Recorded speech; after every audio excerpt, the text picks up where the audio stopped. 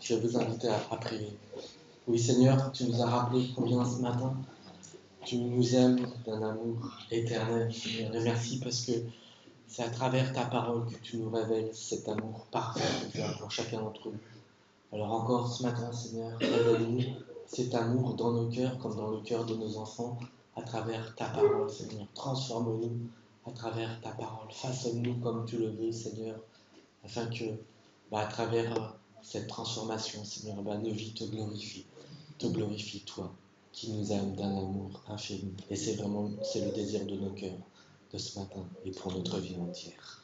Au nom de ton Fils Jésus-Christ. Amen. Alors nous avons pu voir les fois précédentes, combien en tant que chrétiens, en tant que disciples de Jésus-Christ, nous sommes exhortés à avoir en nous les mêmes sentiments, les mêmes pensées que notre Seigneur, c'est-à-dire à vouloir aimer comme lui aime, d'un amour sans limite et inconditionnel, à vouloir pardonner comme Dieu nous pardonne en Christ, d'un pardon sincère et véritable, à nous accueillir comme Christ nous accueille avec bienveillance et sans jugement, à aimer l'Église, comme Christ a aimé l'Église jusqu'à lui donner sa vie. Et combien nous voulons aussi donner nos vies pour nos frères, n'est-ce pas? Parce qu'il n'y a pas de plus grand amour que de donner sa vie pour ses amis. Donner sa vie, cela ne signifie pas simplement donner son corps en sacrifice, mais donner de sa personne, donner de son temps, donner de son énergie, donner de sa bonté. Et tout cela nous semble tellement évident et cohérent, n'est-ce pas, de vouloir être ainsi, parce que Christ était ainsi. Et notre désir est de pouvoir être, de pouvoir vivre à l'image de Christ. Même si ce n'est pas facile d'aimer profondément, même si ce n'est pas facile de pardonner sincèrement, on veut se donner la peine de suivre les traces de Christ dans ce domaine, pour sa gloire et pour lui prouver que nous lui appartenons. Suivre les traces de Christ, c'est notre vœu le plus cher, n'est-ce pas, à chacun d'entre nous. Bien mes amis, il y a un autre domaine dans lequel nous devons suivre les traces de Christ et pourtant on rejette souvent à en prendre le chemin. Nous parlons et nous aimons parler d'amour, nous aimons parler de pardon, de victoire sur notre ancienne nature, de la nouvelle créature que nous sommes en Christ. C'est vrai que quand on parle de bénédiction, de communion, de consolation, de victoire, les amens fusent de toutes parts, n'est-ce pas? Mais quand on aborde alors le sujet de la souffrance pour Christ, là, les regards deviennent beaucoup moins enjoués et prennent un aspect beaucoup plus sérieux. Et pourtant, la Bible ne nous cache rien sur ce sujet.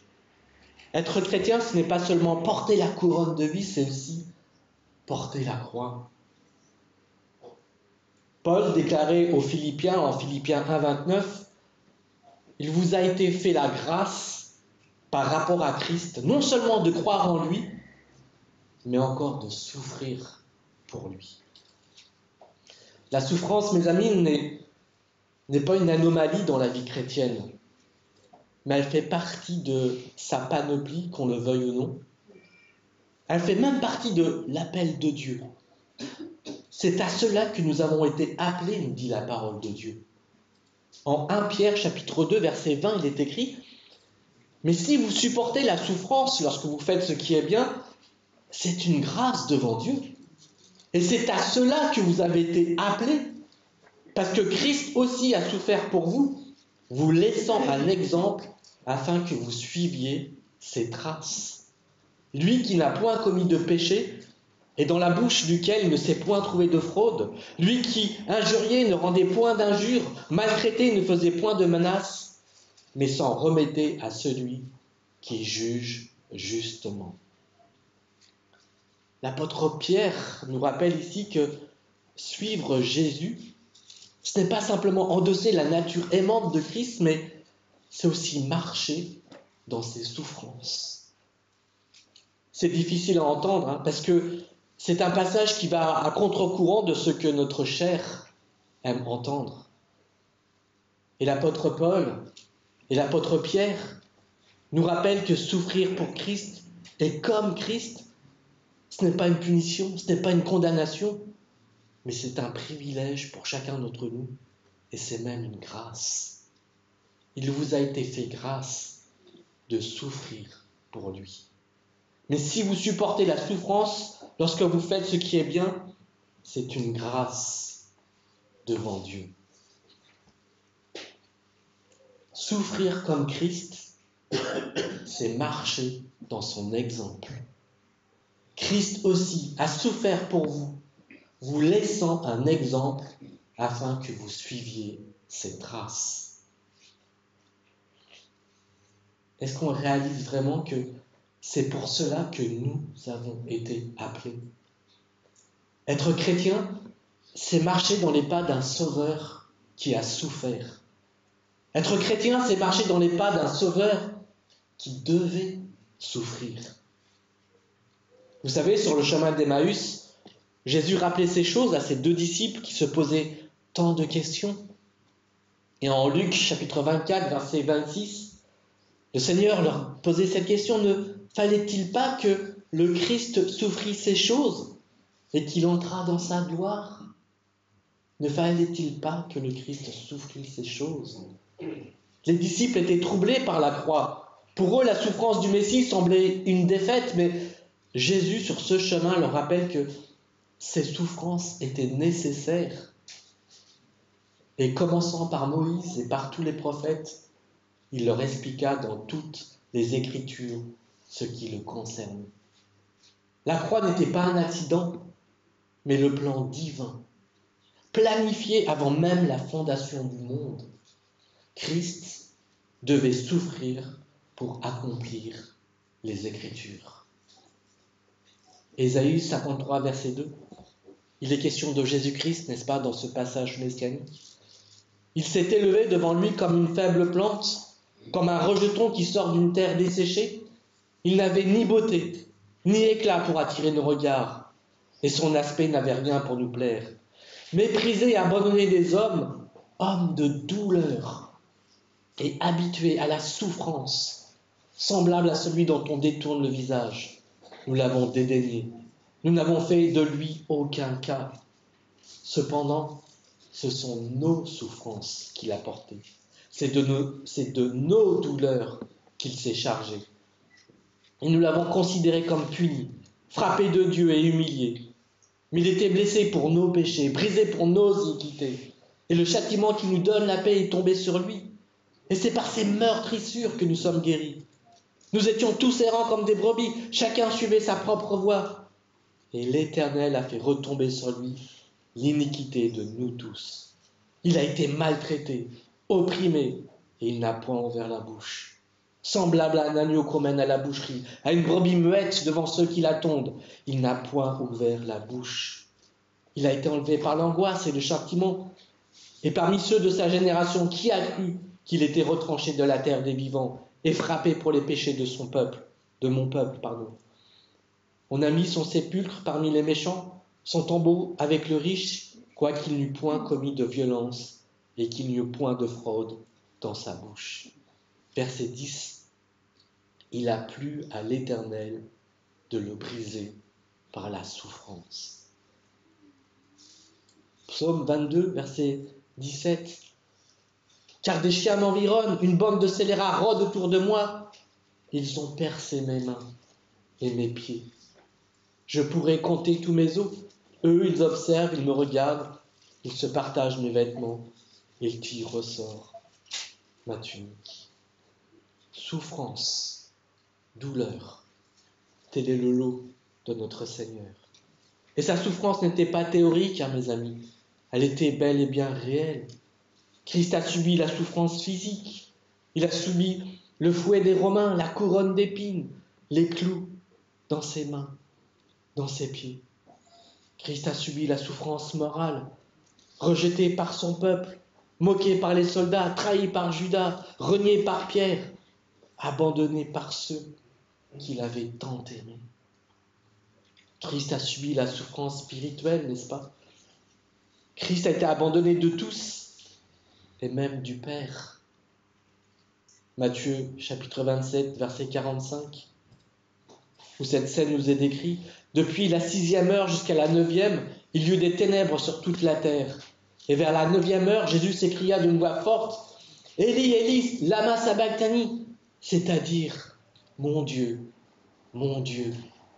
pourquoi m'as-tu abandonné ?»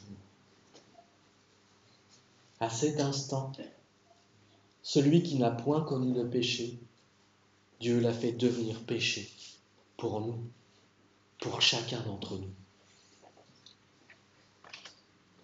Il a plu à l'Éternel de le briser par la souffrance.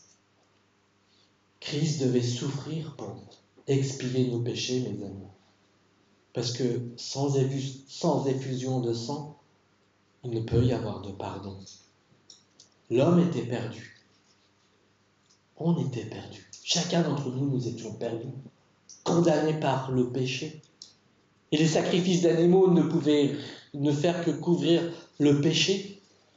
Mais Jésus, lui, est venu l'ôter définitivement. Hébreux, chapitre 9, verset 11, il est écrit « Mais Christ est venu comme souverain sacrificateur des biens à venir. Il a traversé le tabernacle plus grand et plus parfait qui n'est pas construit de main d'homme, c'est-à-dire qui n'est pas de cette création. Il est entré une fois pour toutes dans le lieu très saint, non avec le sang des boucs et des veaux, mais avec son propre sang, ayant obtenu une rédemption éternelle. Car si le sang des taureaux et des boucs et la cendre d'une vache répandue sur ceux qui l'ont souillé sanctifie et procure la pureté de la chair, combien plus le sang de Christ qui, par un esprit éternel, s'est offert lui-même sans tache à Dieu, purifiera-t-il votre confiance des œuvres mortes afin que vous serviez le Dieu vivant. La souffrance de Christ, sa souffrance était le prix de notre salut, mes amis, de notre rédemption. Il devait souffrir pour nous réconcilier avec Dieu. Et nous avons lu ce passage ce matin, n'est-ce pas, en Romains 5,10. Alors que nous étions ses ennemis, Dieu nous a réconciliés avec lui par la mort de son Fils. Le péché avait créé une séparation entre Dieu et l'homme. Ésaïe 59, verset 1, il est écrit « Non, la main de l'Éternel n'est pas trop courte pour sauver, ni son oreille trop dure pour entendre. Mais ce sont vos crimes qui mettent une séparation entre vous et votre Dieu. Ce sont vos péchés qui vous cachent sa face et l'empêchent de vous écouter. » Et sur la croix, mes amis, Jésus a détruit ce mur de séparation. La souffrance de Christ a rouvert le chemin vers le Père. Quand le rideau du temple s'est déchiré, c'était le signe que l'accès à Dieu était rétabli. Christ devait souffrir pour vaincre Satan, pour vaincre la mort. Christ devait souffrir afin de réduire à l'impuissance par la mort celui qui détenait le pouvoir de la mort, c'est-à-dire le diable. Hébreux chapitre 2, verset 14. À la croix, Satan pensait avoir gagné, mais Jésus a transformé la croix en victoire, mes amis. Par ses souffrances et sa mort, il a brisé le pouvoir du péché, il a brisé le pouvoir du diable et de la mort. Et vous savez, ce qui est ahurissant, c'est que Christ devait souffrir aussi pour devenir notre modèle dans la souffrance. Christ a souffert pour vous, vous laissant un exemple. Vous laissant un exemple. Et oui, Christ est notre exemple de sainteté parfaite dans la souffrance. Lui qui n'a point commis de péché et dans la bouche duquel il ne s'est point trouvé de fraude. Jésus n'a jamais péché. Il n'a jamais commis aucun péché. Il a vécu dans un monde corrompu, mais il n'a jamais été corrompu. Il a été tenté comme nous en toutes choses, mais sans jamais tomber, sans commettre de péché. Même ses ennemis, en la personne de Pilate, ont dû reconnaître qu'ils ne trouvaient en lui aucun crime. Aucun crime. Ses paroles étaient pures. aucun mensonge, aucune manipulation, aucune fraude n'est sortie de sa bouche. Ses paroles sont esprit et vie, nous déclare-t-il en Jean 6, 63. Il n'avait fait que le bien, guéri les malades, délivré les captifs, annoncé la bonne nouvelle.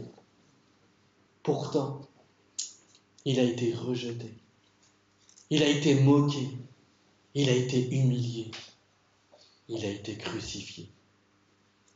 Alors que nous ne savons pas tenir notre langue, Jésus, lui, est resté pur jusque dans sa bouche.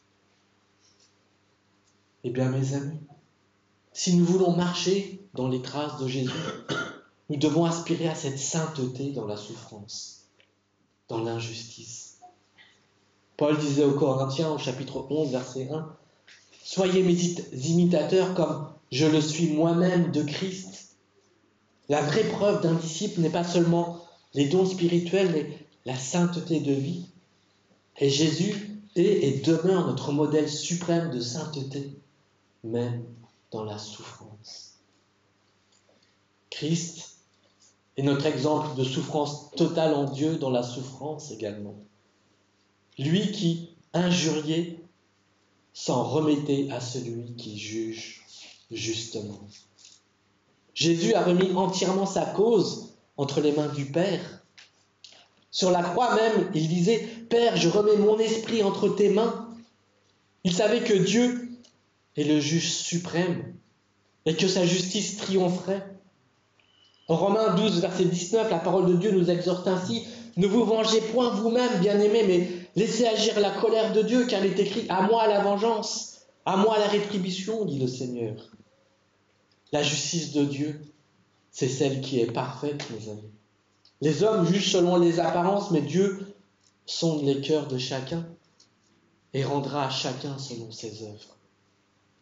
La croix semblait être une défaite, mais Dieu l'a transformée en victoire à travers la résurrection de Christ. Ne cherchons pas notre propre vengeance, mais déposons notre cause entre les mains de Dieu parce que lui seul juge justement. Et c'est vrai que notre réflexe humain, c'est de vouloir nous défendre, de vouloir riposter, de vouloir nous venger. Mais Jésus, lui, a choisi notre voie, la confiance en Dieu, le juste juge. Et son silence n'était pas de la faiblesse, mais une force spirituelle. Il savait que Dieu voyait tout et que la justice divine finirait par triompher.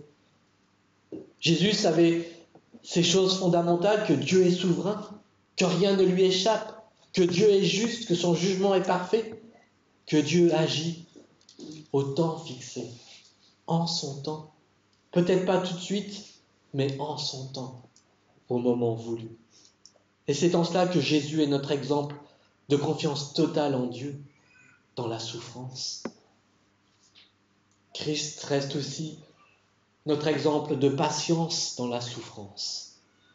Lui qui, injurié, ne rendait point d'injure. Maltraité, ne faisait point de menaces.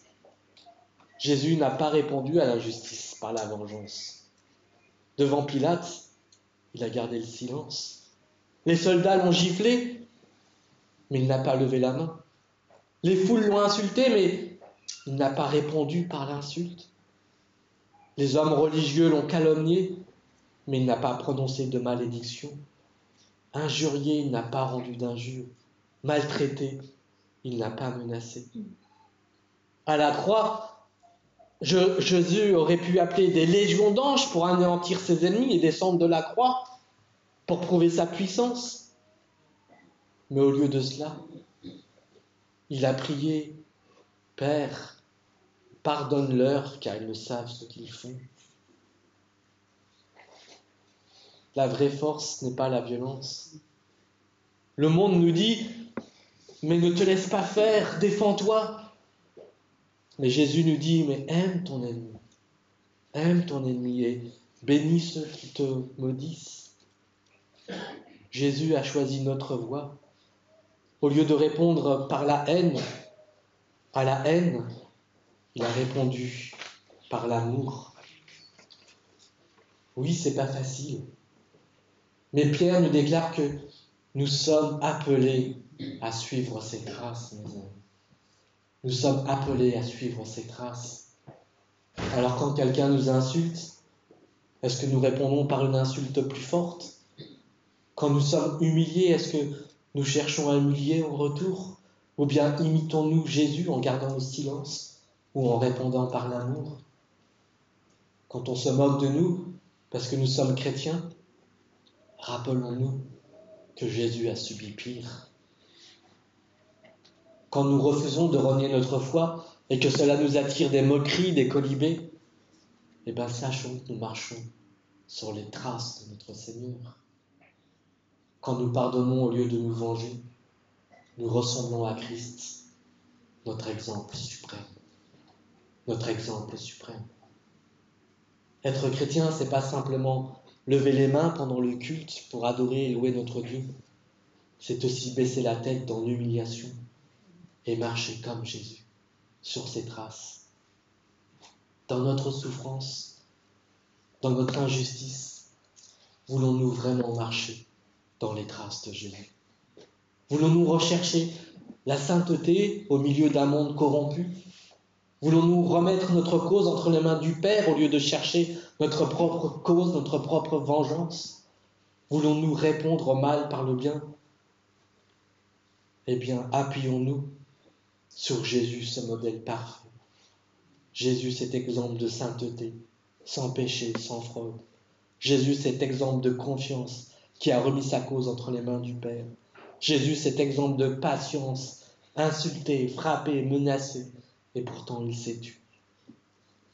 Jésus ne nous a pas simplement sauvés, il nous a montré comment marcher dans la souffrance, avec patience, avec sainteté, avec confiance. Dieu nous appelle à nous rapprocher de Jésus, à lui demander la force de marcher dans ses pas. Et le Seigneur nous dit, vous aurez des tribulations dans ce monde. C'est certain. Vous aurez des tribulations dans ce monde. Mais il nous dit, prenez courage, j'ai vaincu le monde. J'ai vaincu le monde. Mes amis, nous ne sommes pas dans le camp des perdants, mais nous sommes dans le camp des vainqueurs. Christ a vaincu le monde. Et peut-être que vous vous demandez ce matin, mais pourquoi tant de tribulations? Pourquoi tant d'épreuves dans ce monde? Et bien, Christ nous donne la réponse dans l'évangile de Jean, au chapitre 15, verset 18. Pourquoi tant de tribulations? Si le monde vous hait, sachez qu'il m'a haï avant vous. Si vous étiez du monde, le monde aimerait ce qui est à lui. Mais parce que vous n'êtes pas du monde et que je vous ai choisi du milieu du monde, à cause de cela, le monde vous hait.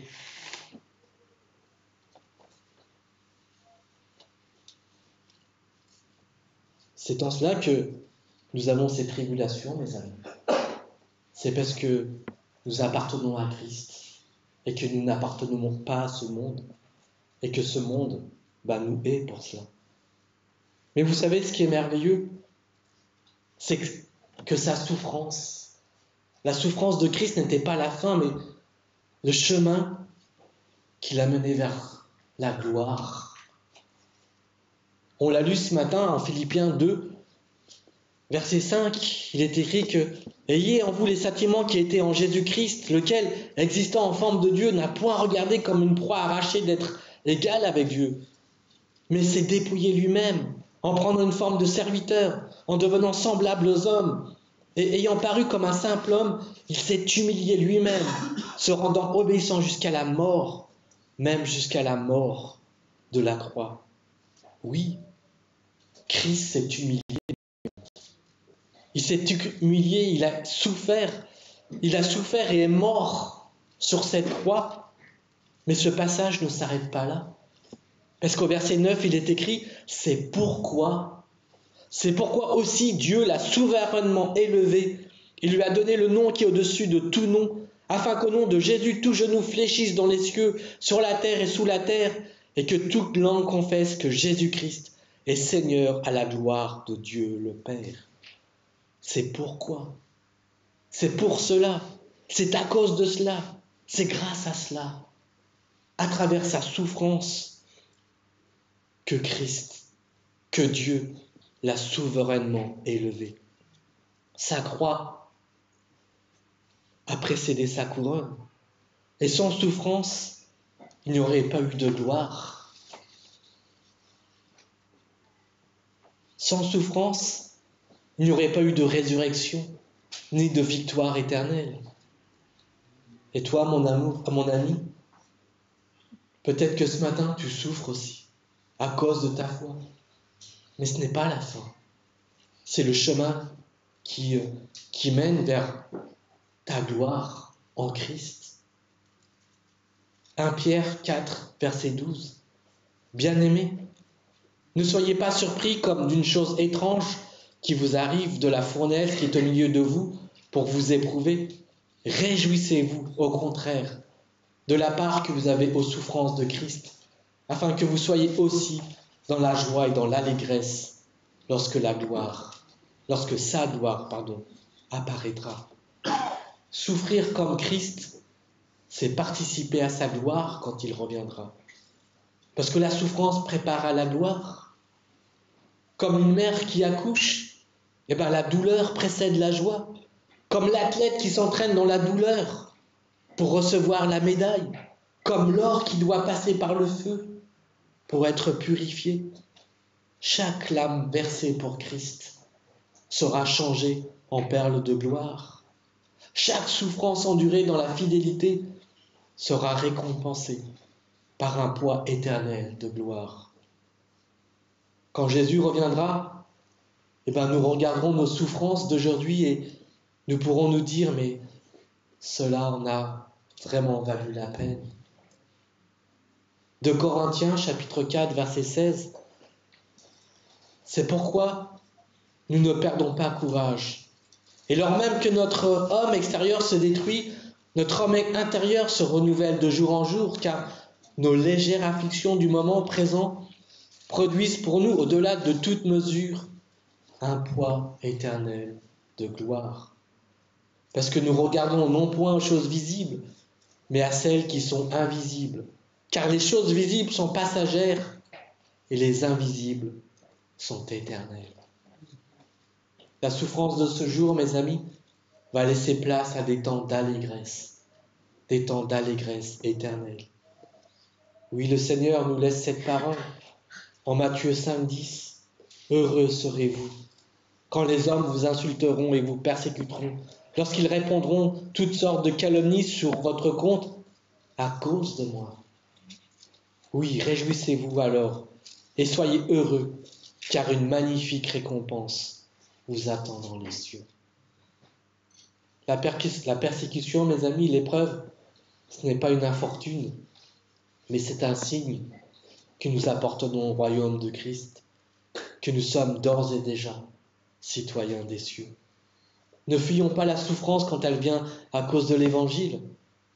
Acceptons-la avec joie, sachant qu'elle nous rapproche de Jésus et qu'elle prépare notre gloire éternelle.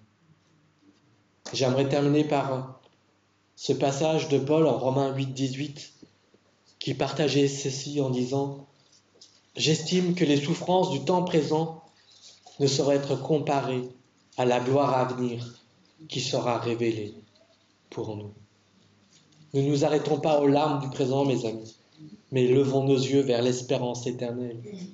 Car un jour, nous regarderons en arrière et nous comprendrons que nos souffrances n'étaient rien comparées à la gloire éternelle dans la présence de notre Seigneur, notre exemple suprême dans la souffrance.